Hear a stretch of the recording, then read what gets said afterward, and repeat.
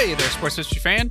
This is Arnie Chapman, aka the Football History Dude, and I'm here to tell you about an awesome way for you to rub elbows with your favorite podcast hosts here on the Sports History Network, while at the same time rooting for your hometown team this upcoming NFL season. You've been hearing all about our partner, Tailgate Fantasy, the past few weeks. Well, dig on this. Tailgate created a special Sports History Network league for our listeners, so we can put the word fan back into fantasy football together.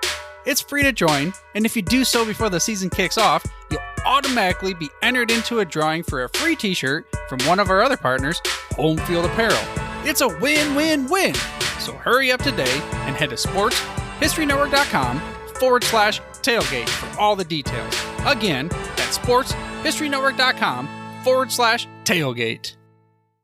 In this edition, we visit with FootballArchaeology.com's Timothy P. Brown, and we talk about a game that was affected by some severe rain, and a punting game prevailed.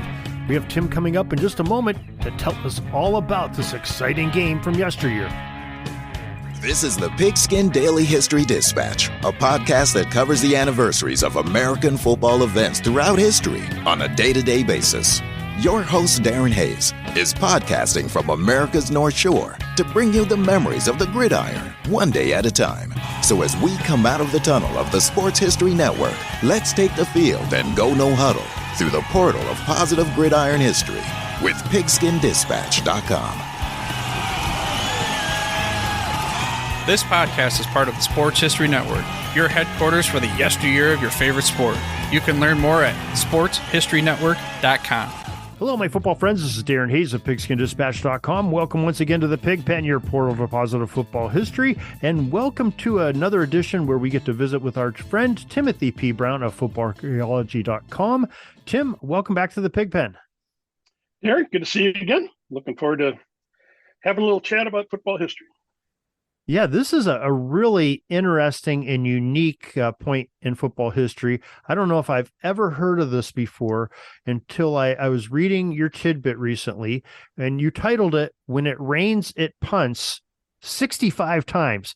Now, tell us, somebody punted in a game, or two teams punted in a game 65 times? Can that actually be? Yes, and it's even worse than that. In another game, they punted 77 times.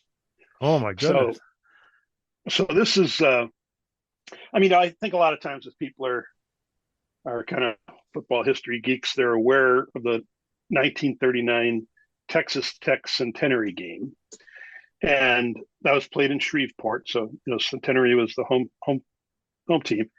And it was just, I don't know if there was a hurricane that had come through or whatever, but it was raining. And just, so you just think about it. It was raining a lot in Louisiana that weekend. And so they, play their game on a Saturday afternoon. And it was just such a mess. I mean, back then teams punted a lot anyways, but it was just at the Centenary game, it's like a quagmire, just a muddy field. Just puddles of water, a couple of inches of water standing on the field. And so these teams basically, they couldn't move the ball very well. The balls were just like waterlogged. You certainly couldn't pass it. So they just resorted to pretty much punting on almost every down. They'd get the ball and they just turn around and punt it, just hoping that the other team was going to fumble it, And there were a lot of fumbles in the game, but, so they were basically playing this field position thing. And so in the Texas Tech Centenary game, they literally punted 77 times in the game. So that was the all-time record.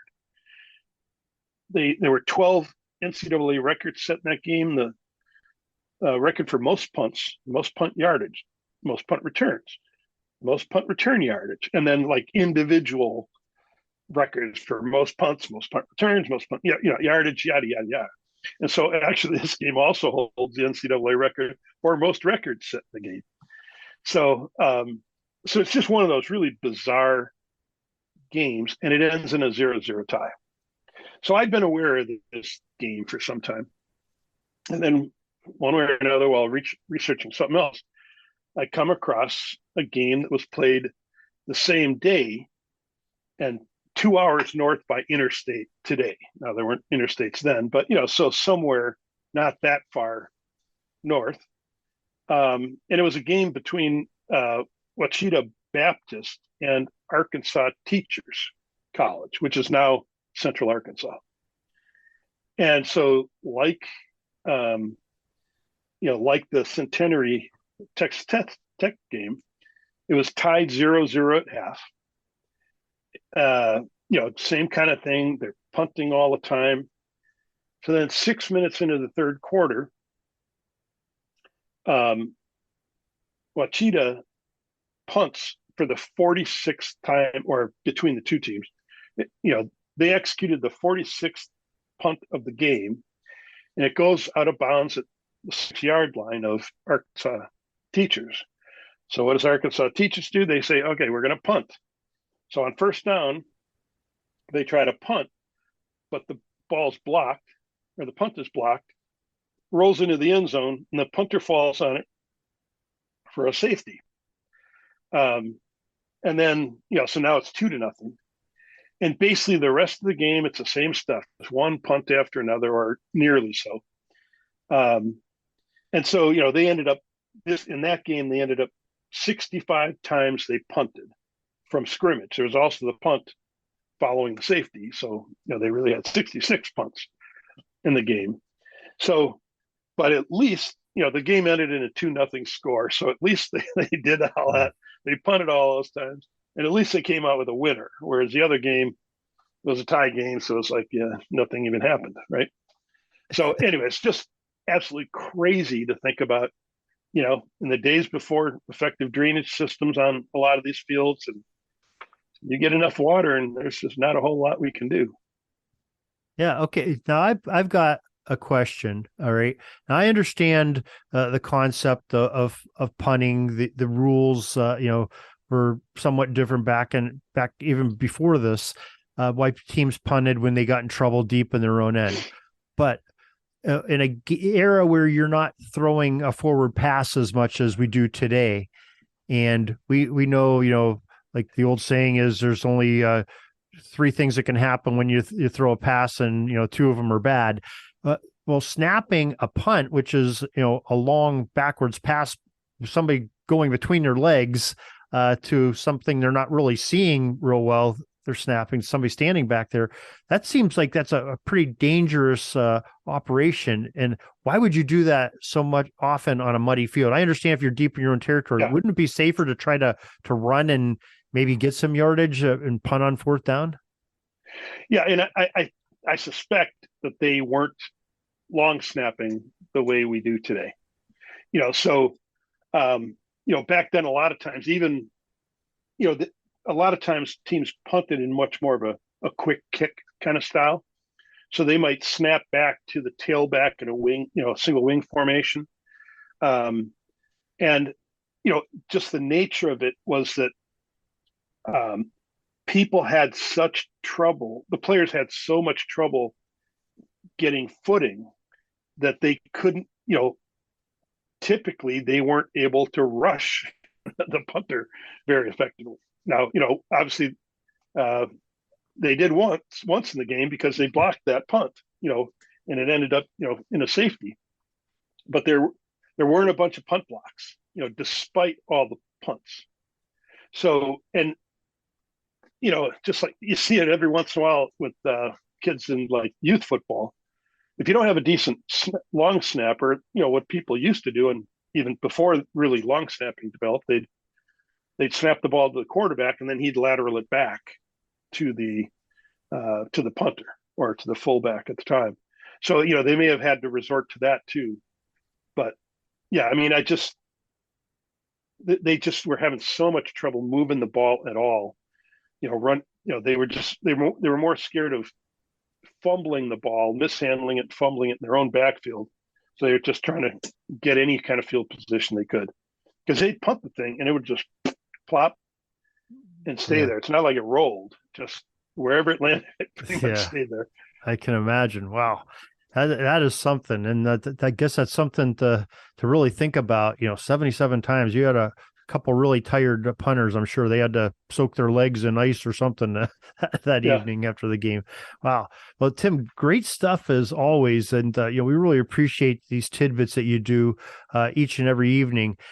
Maybe you could share with the folks where they can enjoy your tidbits so they're getting the action every single night at 7. Yeah. You go to footballarchaeology.com. You can subscribe there. And if you subscribe, you get an email in your inbox every night at 7:00 Eastern. And then, read them at your leisure. Or you can follow me on Twitter, on Threads, or on the Substack app. So, but basically the way Twitter's working nowadays, at least for me, even if you follow me on Twitter, you're probably not going to see it. So, so if you want to see the stuff, you're better off subscribing. All right. Well, Tim Brown, we thank you very much for sharing with us again, and we will talk to you again next Tuesday about another great historical football attribute. Very good. Look forward to it. Thanks, Darren. That's all the football history we have today, folks. Join us back tomorrow for more of your football history. We invite you to check out our website, pigskindispatch.com, not only to see the daily football history, but to experience positive football with our many articles on the good people of the game, as well as our own football comic strip, Cleat Marks Comics. Pigskindispatch.com is also on social media outlets, Facebook, Twitter, Instagram, and don't forget the Pigskin Dispatch YouTube channel to get all of your positive football news and history. Special thanks to the talents of Mike and Gene Monroe, as well as Jason Neff for letting us use their music during our broadcast. This podcast is part of the Sports History Network, your headquarters for the yesteryear of your favorite sport. You can learn more at sportshistorynetwork.com.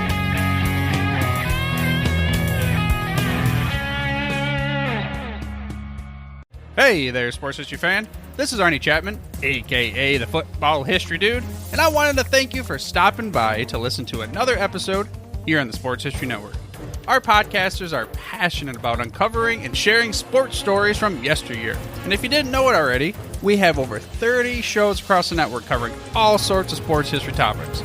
In fact, here's a glimpse into one of our awesome podcasts here on the network. Each week, the official Football Learning Academy podcast will take you deep into the history of pro football through interviews with players, coaches, or administrators in the NFL, as well as interviews with Pro Football Hall of Fame selectors, authors, and historians. You'll learn how the game evolved and important moments that shaped the sport into what it is today. And don't miss the Pro Football History Nugget of the Week. Listen to the official Football Learning Academy podcast on the Sports History Network. How about that? I bet you're super hyped to go listen to that new podcast, right? Well, to learn about this show and all the other podcasts on the network, head over to sportshistorynetwork.com/podcast. Again, that's sportshistorynetwork.com/podcast. Head over there today to find your next favorite sports history podcast.